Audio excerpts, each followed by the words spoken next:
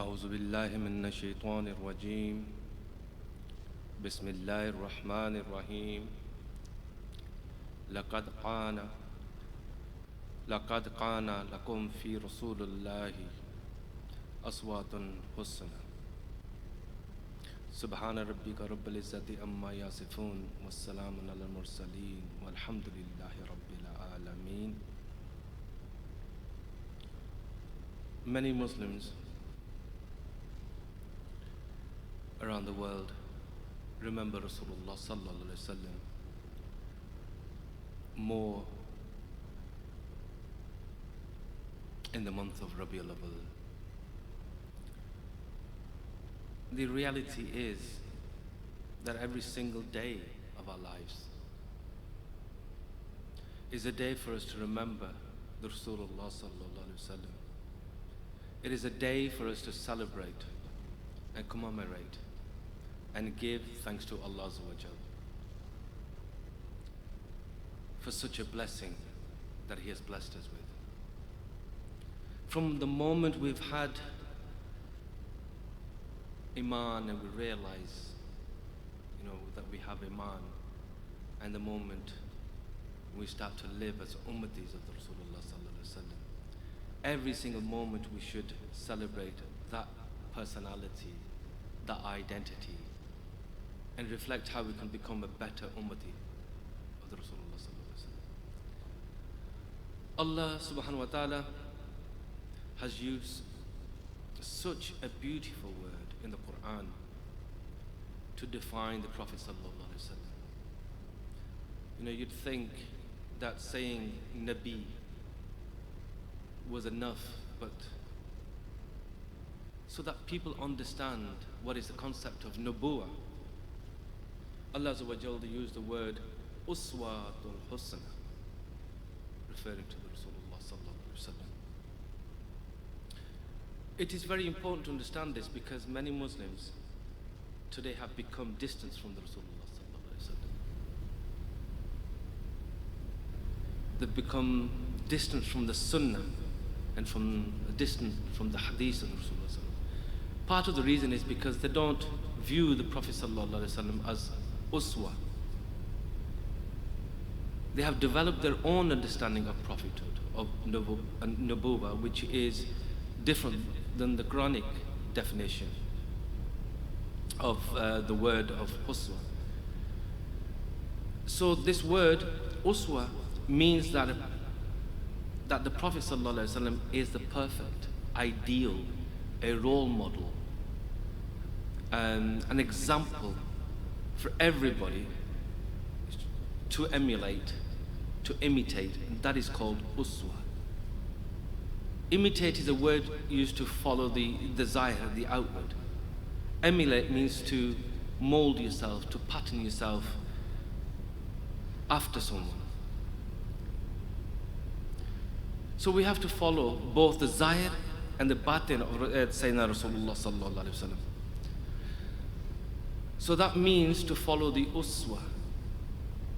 That would mean that we have, that when we're celebrating the birth of the Rasulullah sallallahu alaihi wasallam, when we're celebrating their life, we should actually pause and think that we should reflect on this tragedy that's our life. For the real tragedy is that we as his ummatis have failed to follow the Rasulullah sallallahu alaihi wasallam's uswa. We as his followers have failed to follow the life and the role model of our Rasulullah sallallahu alaihi wasallam. And that's what demands, reflection and thought. And that's what demands our focus. That are we following the Rasulullah sallallahu alaihi wasallam? This is the great legacy of the Sahaba Kiram. That's what they left us. They were the greatest followers of the Rasulullah sallallahu alaihi wasallam. They were the living embodiments of his teachings. They followed the minutest of little sunnahs of the Rasulullah sallallahu alaihi wasallam. We may have to make ourselves as much a living embodiment of his teachings of the Rasulullah sallallahu alaihi wasallam as the Sahaba Kiram did. We have to follow their example.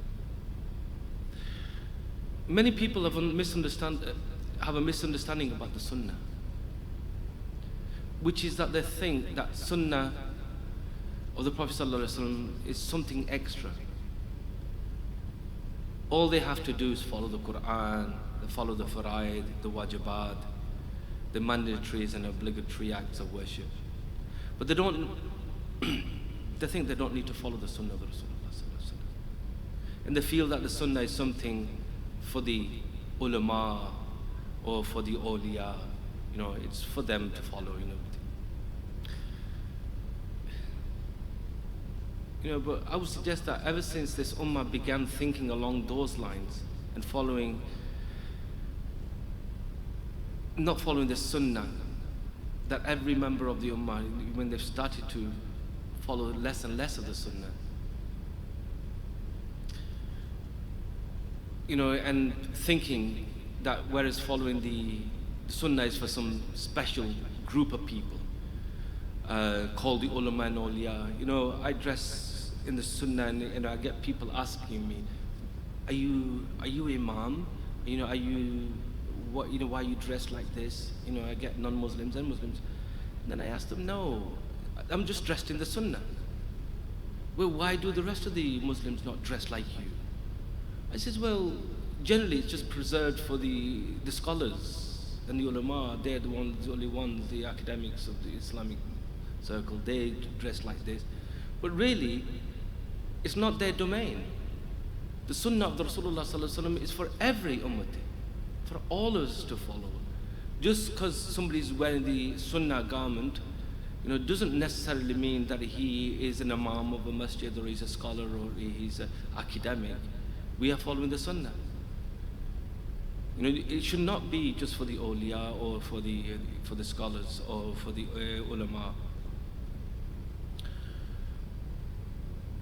And ever since the ummah has become, since they've been ignoring and doing these things, ever since that, the ummah has become downtrodden and oppressed and an outcast from the world, because we have left the Sunnah of the Rasulullah sallallahu alaihi wasallam.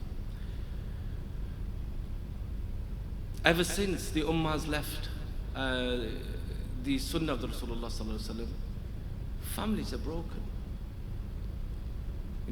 They've left the Sunnah. Brother is fighting brother for a little plot of land. Families, they're doing qataremi, they're breaking relationships where they should be breaking ties for little trivial things. They're not going to each other's invitations. They have long running disputes. Families are not talking to each other. Husbands are breaking the wives' hearts by not following the Sunnah, by being harsh with them, by being cruel with them, not following the Sunnah of compassion and being gentle with their wives and their spouses. The hearts of parents are being broken because children not following the Sunnah of respecting and honoring and loving their parents and caring for them and giving them their rights. The hearts of children are being broken because the parents are not following the Sunnah way of bringing the children up and showing them compassion and loving them and forgiving their children. The hearts of teachers are broken because the students, they don't have the same honor and respect for their teacher and not obeying them. The hearts of students are broken because the teachers, either they're not sincere in their teaching because they're doing it for the money or for the name and fame, and they don't really care about the students, and the students have been misguided. So in every way you look, every failure can be traced back to not following the Sunnah of the Rasulullah sallallahu alaihi wasallam. That's because Allah Azza wa Jal has placed every blessing, every benefit in following the Sunnah. So if you understand this, that every failure can be traced back. If anything's gone wrong in your life, any failure, trace it back. It's gone somewhere where you haven't followed the Sunnah of the Rasulullah sallallahu alaihi wasallam. And Allah Azza wa Jalla has placed every blessing and every benefit in following the Sunnah of the Rasulullah sallallahu alaihi wasallam. If you say to somebody, wash your hands before you eat, a lot of time people say, oh, I washed them, they're clean. No, they may have washed them, but they didn't wash them because it's a Sunnah to wash their hands before. It's got nothing to do with your hands being clean. You don't wash your hands because your hands were dirty. You wash your hands before eating food because it's Sunnah to wash your hands before eating. And that's all it is. When you follow any Sunnah, there is benefits and blessings from Allah Subhanahu wa Ta'ala. Every single failure in life can be connected and traced somehow to the failure in following the Sunnah of the Rasulullah sallallahu alaihi wasallam. There is no failure that a Muslim can have on this face of the earth that is not part of the will of Allah Subhanahu wa Ta'ala. You have to remember that success and failure is not in your hands. Success and failure is in the hands of Allah Subhanahu wa Ta'ala. But there is no failure that a Muslim earns unless it is by leaving some aspect of the Sunnah of the Rasulullah sallallahu alaihi wasallam. Because Allah Azza wa Jalla has placed all the benefit and all the blessings in following the Sunnah. So if something has gone wrong, if failure happens, it's happened by the will of Allah Azza wa Jalla, but you have earned it, that failure, by not following some aspect of the Sunnah. Nowadays, people are always focusing talking about the success, that how they can succeed, how they can prosper, how they can exceed and excel. But they've forgotten that the Muslim, the key to all of these is following the Sunnah of the Rasulullah. We should know that even the small Sunnahs, even the minute, mundane and trivial Sunnahs, now, which are not words that can be used to describe the Sunnah. You can't use such words to describe the Sunnah. But this is how people refer to them. Even these Sunnahs have oceans of qurb towards Allah Azza wa Jalla. They have oceans of ilm and marifah with them. Oceans of muhabbah of Allah Azza wa Jalla in them. Oceans of love for Allah. And that is why this is the time to revive the Sunnah of the Rasulullah sallallahu alaihi wasallam. And this is what the Rasulullah sallallahu alaihi wasallam, this is what they said, they predicted in the hadith. They said the deen of Islam will enter this world as a stranger and it will leave this world as a stranger. This is what they meant. And one of the aspects of the deen of Islam it has become a stranger. Is the Sunnah of the Rasulullah sallallahu alaihi wasallam. It's become a strange thing. You know, you dress like thing and people look at you. You know, just like having a chadar, you know, having a mama. You stick out, and yet it was a Sunnah of the Rasulullah sallallahu alaihi wasallam. It looks strange in many parts of the world, even in the Muslims world. You know, you go to Morocco, you know, everybody else is dressed in Western clothes. Following the Sunnah just seems strange. That's why the Rasulullah sallallahu alaihi wasallam mentions in another hadith, a person who revives even a single Sunnah, if you revive a single Sunnah, right, will be raised as 70 martyrs on the Day of Judgment. You know, around the world, you know, when we go to Morocco and there's conferences and all this, and this conference is happening around the world, and they're on the topic of reviving the Islamic spirit. And you know, you get all these academics, and everybody has their own definition of what is meant by Islamic, you know, revival or the Islamic spirit. And it's tragic that we think that we can intellectually or philosophically, you know, identify what the spirit of Islam is. People debate, you know, have conferences, revive the Islamic spirit, and, you know, intellectuals. philosophically, people think they can identify what is the spirit of Islam. When Allah Azza wa Jal in the Quran has revealed for us clearly that the spirit of Islam is the Sunnah of the Rasulullah Sallallahu Alaihi Wasallam. Just follow the Sunnah of the Rasulullah Sallallahu Alaihi Wasallam. That is the ruh, that's the spirit of Islam.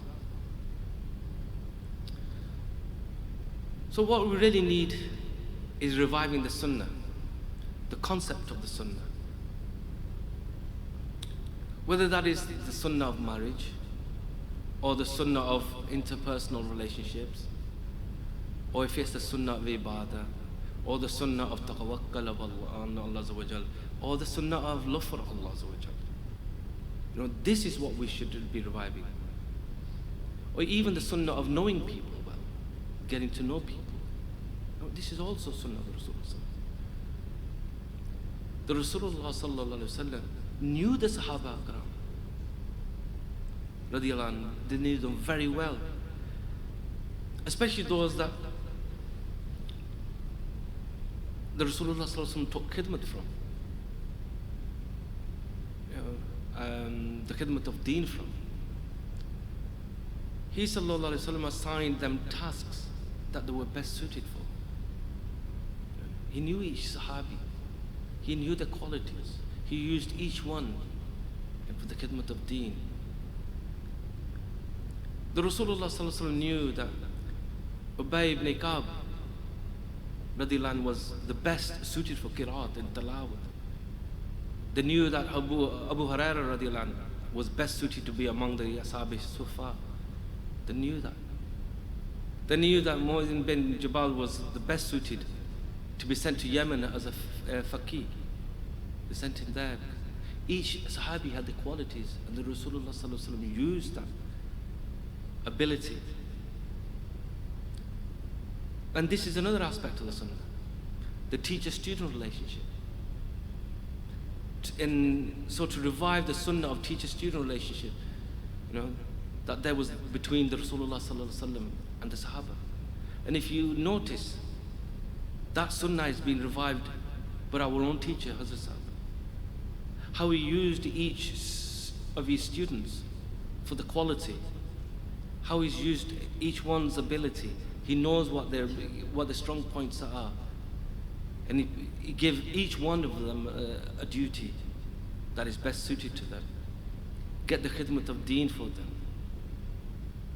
So they know they have a place. And people who have done this khidmah have been steadfast.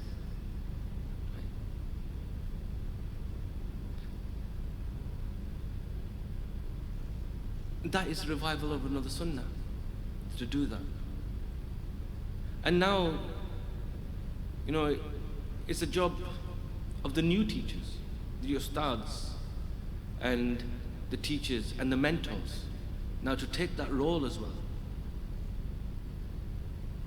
I see lots of young brothers that come to these gatherings, and good steadfast brothers, young brothers who have a lot of jazbah and thirst in them, and a lot of them, they have good Islamic knowledges in them as well, and they're budding seekers, and they're thirsty.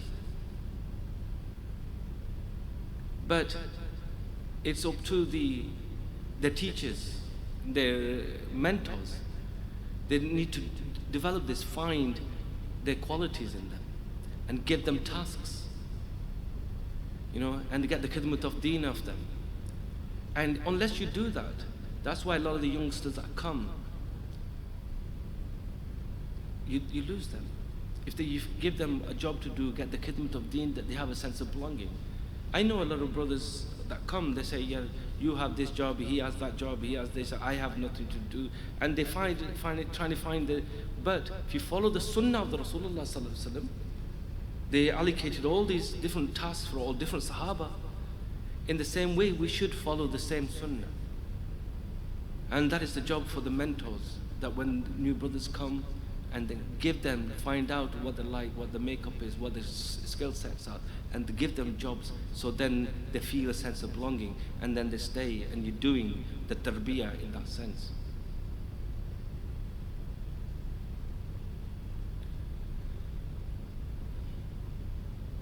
So it's not just about Sunnah learning, it's about Sunnah living, Sunnah lifestyle. Living the Sunnah life of the Rasulullah sallallahu alaihi wasallam, reviving his mission, his fikr. His worry was not that people wouldn't celebrate his birthday. His mission was not that people would recite poetry on him and recite naats on him. That's not his worry. Right? His worry was that people give up their nafs, purify their nafs. Give up their wishes, their desires, their passions, to live a life that is like his and live according to his teachings. That's what the Rasulullah sallallahu alaihi wasallam was worried about. We have to bring the same concern in our own hearts, in the heart of the believers of this ummah. We have to have, this is a sunnah. Whatever the Rasulullah sallallahu alaihi wasallam's worries were, whatever his concerns is, we should adopt them good concerns as well. In the hearts of the families across the world. Really, this is the time that we should reflect on the life and the teaching of the Rasulullah sallallahu alaihi wasallam. Even when we come here many times, we should encourage each other. We should talk about the Sunnah of the Rasulullah. We should talk about the beauty of the Rasulullah. How he was the beloved of Allah, how he is the greatest creation. We should help each other, encourage each other, talk about the Rasulullah and following his Sunnah. All of these things are not just there for us to listen to and enjoy, but they are meant to change our hearts. They're not just about doing nares and doing wah and it's not. We should take these teachings and then change, make it a life-changing, and change our hearts. To believe that Allah Azza wa Jal made him the most beautiful, that he made him his beloved, that he made him loving him and remembering him part of our deen. You're not a true mu'min until you love the Rasulullah sallallahu alaihi wasallam even more than yourself. And sending durood upon the Rasulullah sallallahu alaihi wasallam is part of our deen. But the reason Allah Azza wa Jalla did that, so that we would be connected, stay connected to the Rasulullah sallallahu alaihi wasallam. And this is something we fail to make. The love, we love talking about the Rasulullah sallallahu alaihi wasallam. They like reciting poetry. People like doing all that. They go into majlises, they cry, listening to the naats and this and that. And when they go to the gatherings, they do the nares. And when they leave the gathering, they go back to them old selves. And they don't have that change in them, that permanent change in them. So what we need to do is encourage each other to follow the sunnahs, help each other.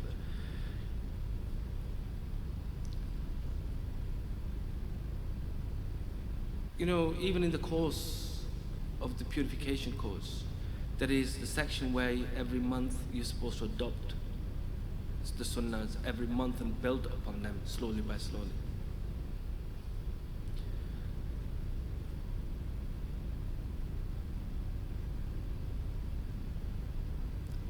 And one of perhaps the greatest need of this age is the sunnah of marriage. One of the areas in which Muslims are extremely misguided and are extremely astray is how to marry one another. And once they are married, how to be with one another as husband and wife, how to treat one another. All of these things are so, the Muslims are so misguided. And one of the major reasons is this, because they've left the sunnah teachings of the Rasulullah sallallahu alaihi wasallam on marriage. And that's why Hazrat Sahib has, organized workshops on perfect your marriage. Because there's so many people that they're having all these problems. It's because they've left the sunnah way. Right from the beginning, and the way they get married and the way they live, they're not following the sunnah way. So that's what the topic is about. It's the importance of following the Sunnah and the teaching of the Rasulullah Sallallahu Alaihi Wasallam.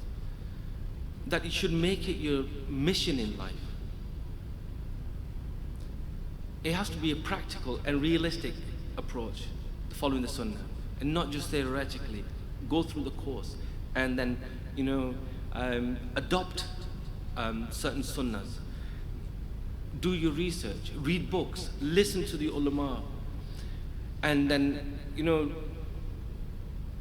actually find out certain Sunnahs that you're not doing in your life and adopt them slowly, step by step, slowly and slowly. Learn the du'as of the Sunnah du'as, the Sunnah way of dressing, the Sunnah way of eating, the Sunnah way of talking, the Sunnah way of walking, the Sunnah way of adab, ikhlaq, the Sunnah way of having them spiritual states, the kifayat of the Rasulullah Sallallahu Alaihi Wasallam, the spiritual states that the Rasulullah Sallallahu Alaihi Wasallam had towards Allah Azza wa Jal.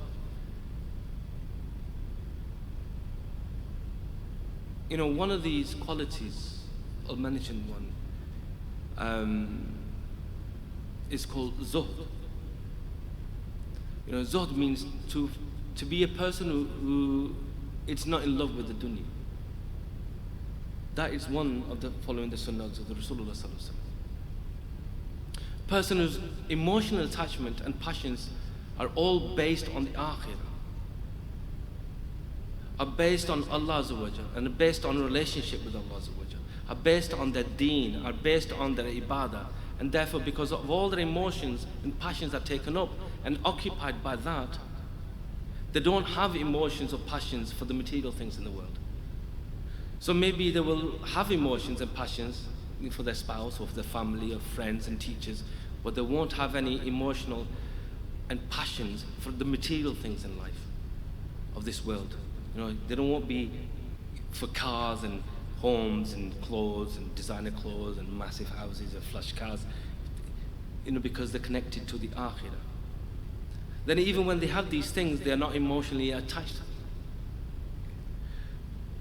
See, this sunnah was practiced by the Sahaba so tremendously that in their lives, even after the Prophet ﷺ passed away from this material world, the Sahaba Kiram, they went on to build a vast Islamic empire. And they had the treasures of the world that fell at their feet. They were entirely disinterested in the material things.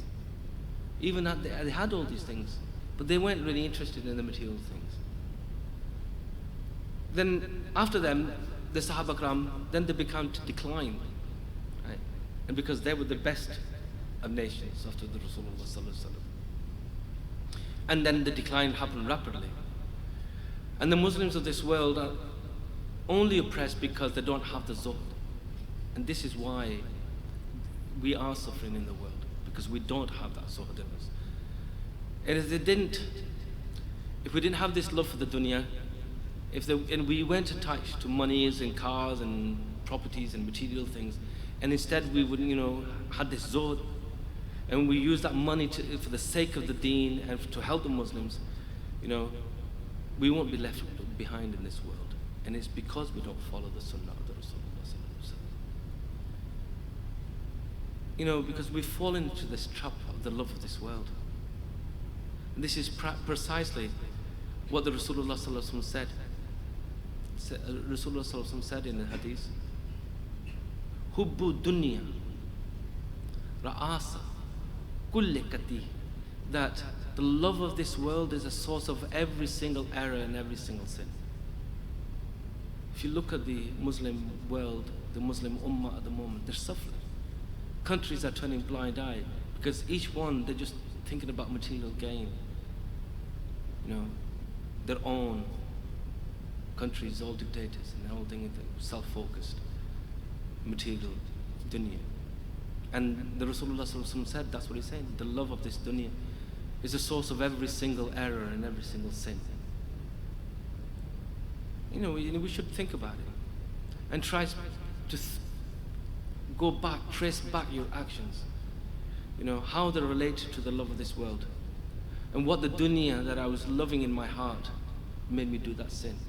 Whenever you fall into sin, you should always go back. Why did I do this? What is my motivation? Right? And it all goes back to the love of, whether it's a computer, whether it's fraud, whether it's, anything. If it's fraud, it's love of money. If was it for some physical beauty? Was it a woman? Maybe it's love for name and fame. Is it for self-likeness? Is it love for praise? Your sins will come from some of these. It's all because of the love for dunya itself. And then you should trace back, why did I do this? And trace it back and find out. So we should try to find where this love lies in our heart and try and move it and replace it with the sunnah, an attribute of zuhd. So, like the Mashayikhs have said, of being in this world but not of this world. To be in the world but not of the world. To have the dunya, to live in the dunya but not have the dunya inside you. To make this dunya a functional place, to live in the world, but having no emotional attachment to it. And I think this sunnah must really be implemented by the Muslims, especially those living comfortably in the West, like we do in the UK, in Europe. And we really need to analyze ourselves and track how much love we have in ourselves of the world. And we should look into our hearts and practically remove these loves that we have and then replace them. And we don't forget what is the third stage of the purification. All these diseases that we have is you can only cure them by their opposites.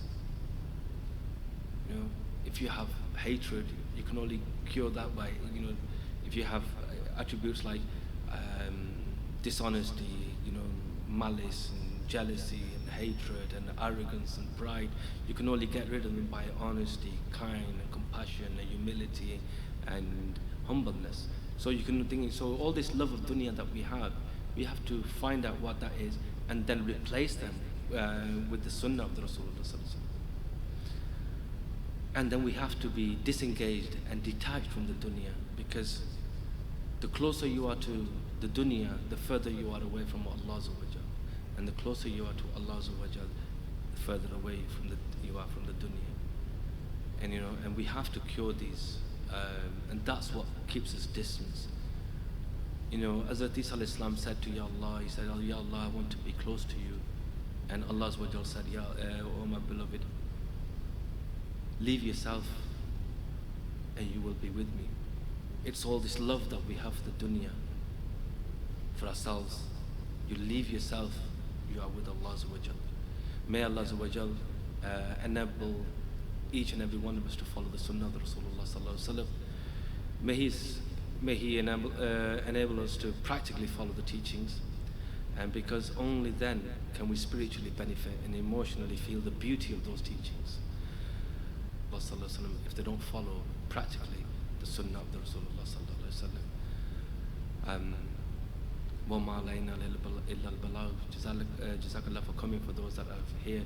May Allah Azza wa Jal reward you immensely for making the effort and coming.